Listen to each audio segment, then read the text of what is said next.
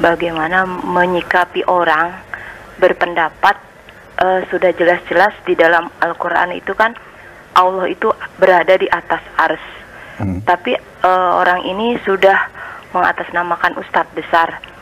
Dia itu membantah bahwa Allah tidak membutuhkan tempat, jadi Allah itu tidak mungkin di atas ars. Jadi gimana untuk menyikapi orang seperti itu? Padahal udah jelas-jelas sekali dalam Al-Quran seperti itu gitu. Baik. Syukron, jazakallah khairan. Assalamualaikum warahmatullahi wabarakatuh. Waalaikumsalam warahmatullahi wabarakatuh. Terima kasih Ibu, silahkan Ustaz. Salam. Iya. Tentang masalah ini bukan baru, dari dulu para ulama membantah mereka. Artinya memang mereka ini sudah tahu nas Al-Quran, sudah tahu hadis, sudah tahu. Kemudian mereka pakai akalnya. Kalau kita katakan Allah itu di atas, kata mereka, kata akalnya yang sesat. Kalau gitu Allah butuh tempat. Kalimat Allah butuh tempat itu perkataan siapa? Nabi, perkataan sahabat, atau perkataan dia? Perkataan dia yang sesat. Itu. Yang perkataan yang sesat. Mengatakan Allah butuh tempat dari mana? Sekarang Allah mengatakan Allah di atas arsy. Sudah. Allah yang mengatakan Allah di atas arsy. Kita wajib menetapkan apa yang Allah tetapkan dalam Al-Quran, dan kita wajib menetapkan apa yang ditetapkan oleh Rasulullah SAW.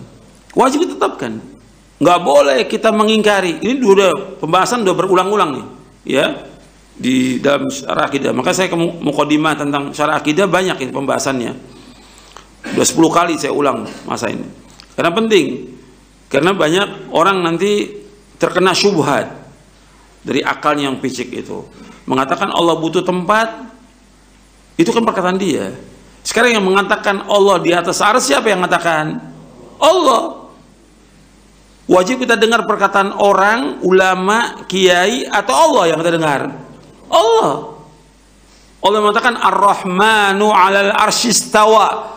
Allah bersemayam di atas arsy. Allah yang mengatakan. Nas Al-Quran ada 7 ayat dalam Al-Quran mengatakan Allah istiwa di atas arsy. Kita wajib menetapkan apa yang Allah tetapkan. Ketika dia mengingkari penetapan Allah, ini orang durhaka atau tidak? Durhaka. Menolak Al-Quran, tidak punya adab kepada Allah, nggak punya adab, tidak memuliakan Allah. Wa ma qadarullah qadri, mereka tidak memuliakan Allah dengan sepenuh pengagungan. Allah mengatakan demikian. Yang kita baca setiap hari, Allah menjelaskan bahwa Allah di atas. Sabbihisma rabbikal a'la. Sucikanlah Allah yang maha tinggi. Ketika dia sujud, dia baca subhana rabbiyal a'la. Maha suci Allah maha tinggi. Maha tinggi. Berarti Allah di atas. Di mana? Di arsy. Karena Allah yang menetapkan Allah di arsy siapa? Allah. Ar-Rahman Allah istiwa. Kita wajib menetapkan. Nggak boleh kita mengingkari. Tidak boleh sama sekali. Bisa kufur. Nggak boleh mentakwilkan, oh maksudnya begini, nggak boleh. Nggak boleh juga menanyakan tentang bagaimana sifat Allah, nggak boleh. Dan nggak boleh juga menyamakan Allah dengan makhluknya, nggak boleh. Dan ini sudah berulang-ulang dibahas. Dan ada dalam kitab ini, dalam syarah akidah Ahlussunnah wal Jamaah. Jadi kewajiban kita hanya menyampaikan kepada manusia. Ini jelas loh, nas Al-Quran, nas hadis kita sampaikan. Kewajiban kita menyampaikan. Adapun masalah hidayah, orang itu terima atau tidak, siapa? Hak Allah mutlak. Hak Allah. Allah yang menunjuki siapa yang Allah kehendaki, Allah menyesatkan siapa yang Allah kehendaki. Atau Allah menyesatkan siapa yang Allah kehendaki dan Allah menunjuki siapa yang Allah kehendaki. Sudah jelas. Kita nggak bisa maksa orang, kenapa kok kiai, ustadz, ulama begitu. Ya hidayah tangan Allah. Ayat yang paling banyak dalam Al-Quran menjelaskan tentang Allah itu Ali, maha tinggi. Paling banyak ratusan ayat dalam Al-Quran.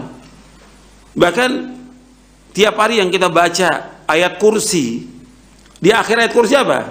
Wahwal aliyul azim. Allah itu maha tinggi dan maha besar, maha tinggi. Di mana? Di arsy Allah menetapkan. Tapi karena memang kalau orang itu sudah menyimpang, sesat, ya terus dibiarkan sama Allah. Falamma zaghu azaghallahu qulubahum.